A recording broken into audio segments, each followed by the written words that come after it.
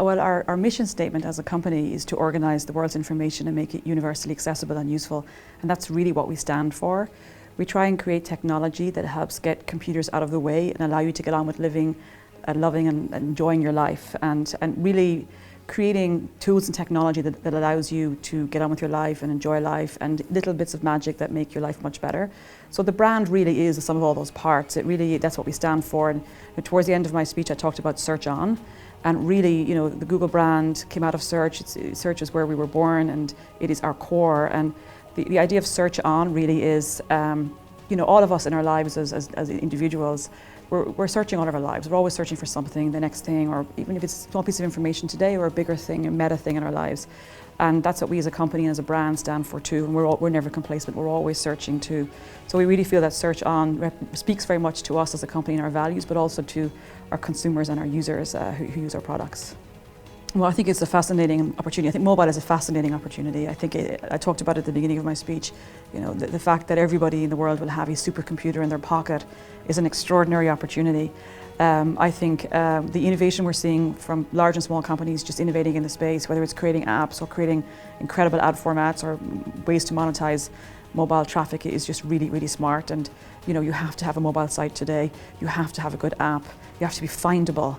People search for you on a phone. They need to be able to find you and find a mobile optimized site and not give them a bad brand experience or site experience through a phone or through a tablet, because obviously we're moving to a multi-screen world.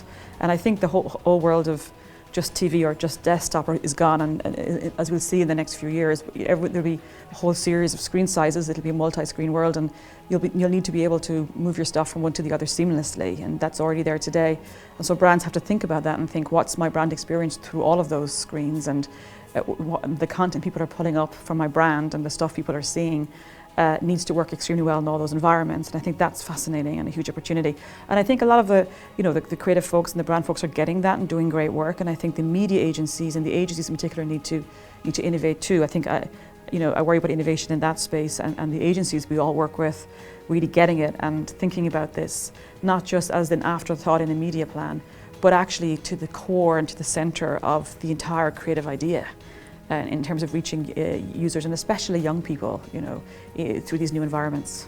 As an Irish woman sitting in California, I have on the one hand feel very distanced from everything that's going on in Ireland today, and relying and hearing it through the news or through friends and family. But on the other hand, it's interesting to see how Ireland's perceived in the US. And having worked at Bord Fáilte sort of 14, 15 years ago, with Noel Twohill and Marie Mahan, all the team there, and seeing how Ireland was perceived then in America and in places like America, which matters so much to Ireland, it's changed dramatically in my view. The entirety of the coverage of Ireland in the US today is around the economic crisis.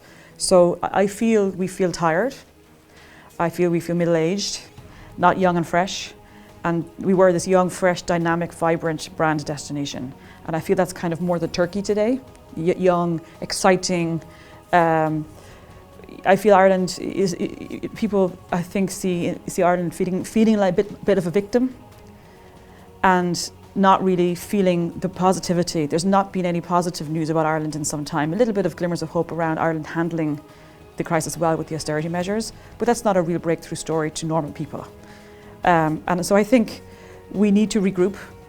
We need a brand Ireland exercise again, in my view. We need to decide what this country stands for as a brand.